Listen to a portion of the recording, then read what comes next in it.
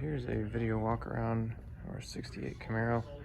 So what we'll do is we'll just do a quick lap around it and start looking at specific parts about the car.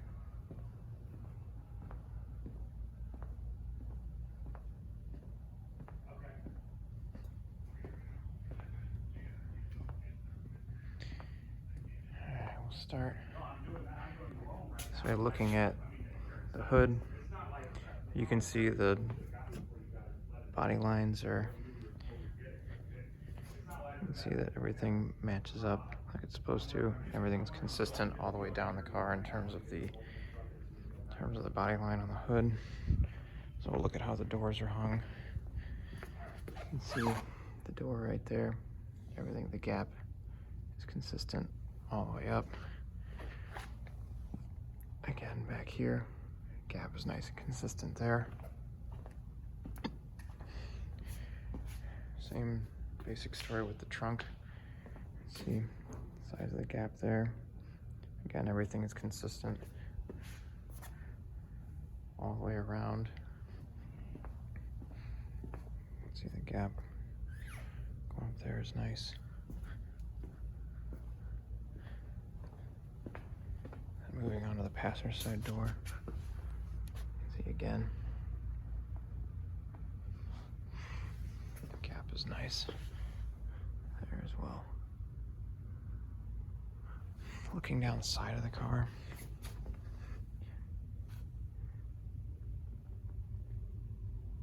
I don't see any dents or dings down the side of it, except for there's one. You can see a little ding right there. It actually looks worse on camera than it does in person, but it is there. That's the only, and I have not had a PDR guy, a paintless dent repair guy, take a look at it. And looking back here,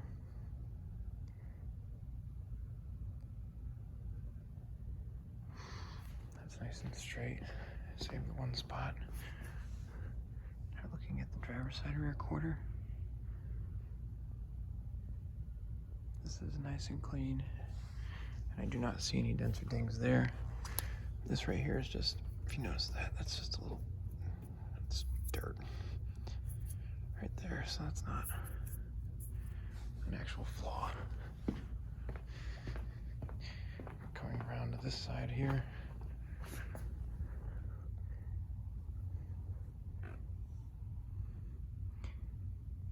Again, I don't see any dents or dings down this side either. Look around the front of the car. See, the car does have a few like little, you can kind of, yeah, it shows up on camera here. You can kind of see the, like, some of these little guys here in the grill. Maybe the grill could use paint. Bumper spine, no issues there. Just bug splat there, unfortunately, because my detail guy missed that. But looking up here on the hood, no dents or dings on the hood. You can see the line is nice and consistent across here too. There's no high spots or low spots in the way the hood is mounted.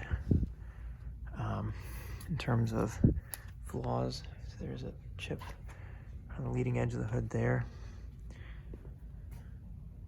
Nothing that I can see over here. There's a chip right there. So fairly small.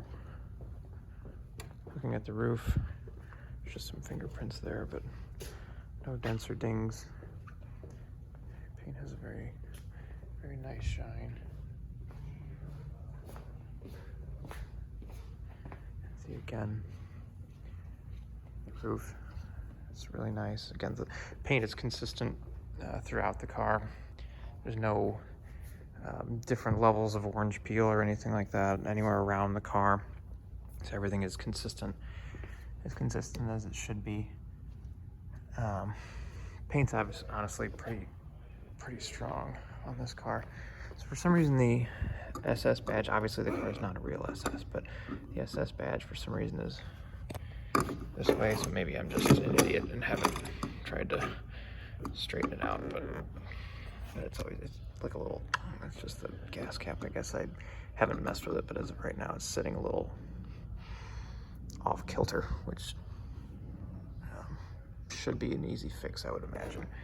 There's a little spot right there on the silver stripe that you can kind of see, and it looks like right here there's a spot in the paint, which obviously I have not touched up.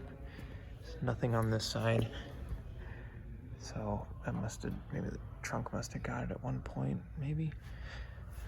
But that's a flaw there. Moving on to the wheels. Wheels are basically mint. They're newer. Like the guy had just bought them recently. So these are kind of a, I don't know if you can see it on camera, but it's kind of more of a silver color. So here's the silver wheel, and here's the silver stripe. So you see the silver on the wheel. You can see this is kind of like a polished, kind of a polished aluminum look here, which I think is very cool. It does have disc brakes all the way around. So they did a disc brake conversion on the car at one point. So they're slotted and cross drilled, which is nice. They're nice rotors. But yeah, rims have, according to the guy, the rims have less than 500 miles on them. So that's good.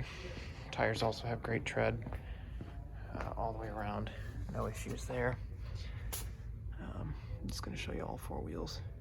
But again, there's a nice slotted and cross drilled rotors at all four corners. The back suspension is on air ride. So basically what's kind of cool about it is you can manually control the air rides. There's no pumps or anything to brake. There's literally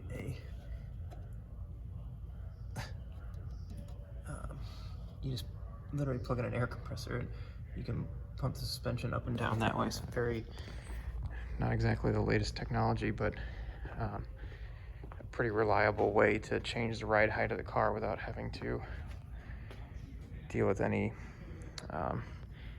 aftermarket air pumps or anything like that.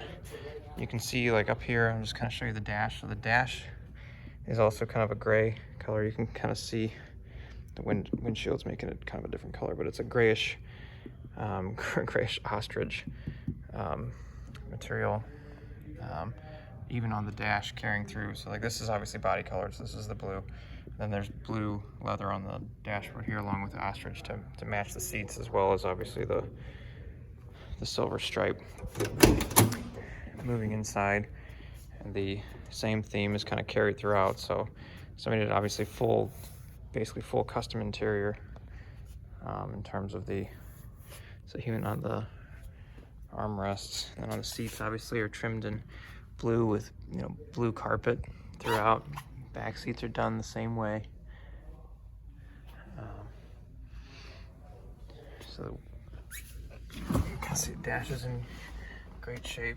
It does have an aftermarket, kind of an aftermarket stereo, I guess you could say. So there are aftermarket speakers in here. But leather upholstery is nice. Headliner is good, not sagging. Visors stay up. They don't sag or droop down or anything. This is AC does work very well also. Tack here, obviously this is obviously aftermarket. That works fine. Transmission shifts through all the gears, great. No issues at all with drivability. I'm trying to nitpick any flaws back here. Let's move on to the back. So you can kind of see like it's hard to see. There's no real flaws. No real flaws back here, I can remember, but just kind of moving inside here. So this is, weather is fine. Everything back here, so no issues there. Back windows, I believe, still, yeah, so you still crank up and down just fine. I believe both sides work as they should. Yeah, interior is actually kind of cool. The material is actually very soft for the leather. Let's see if I can grab the keys here. So we can find the trunk key.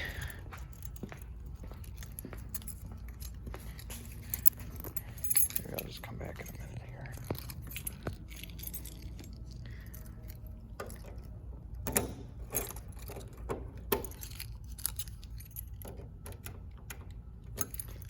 Same key.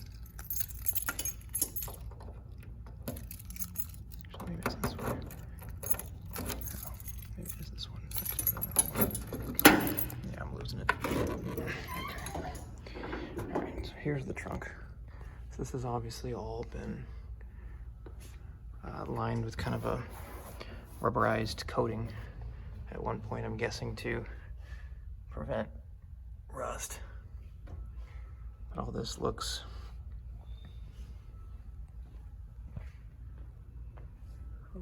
nice.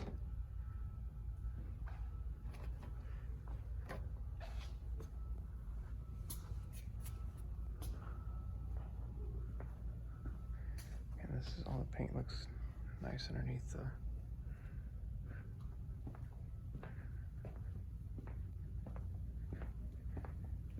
before I try to pop the engine with one hand here.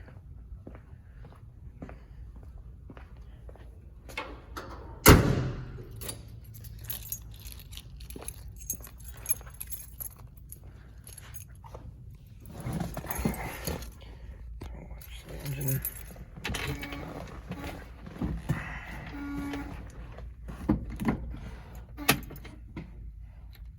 So watch how quickly this thing starts. It fires up immediately. I just started up to move it over here. Tack works fine. It's very smooth.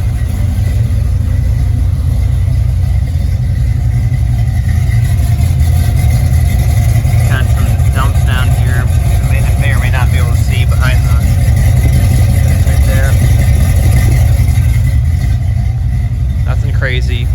It's not gonna be the fastest 68 Camaro on the market, but it starts up immediately and it just works. And like I said before, all climate controls work great. AC blows ice cold. You can kind of hear when the fan kicks on.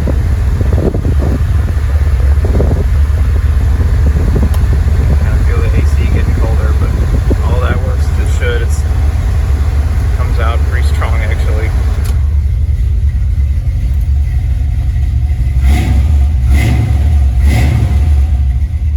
It runs perfect.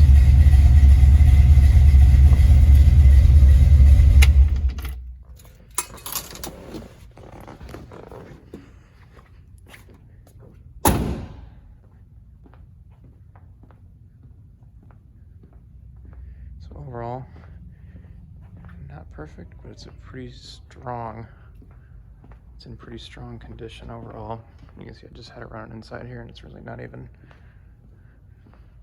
smoky for a carbureted car. It's kind of impressive, but it fires up immediately. That's our 68 Camaro.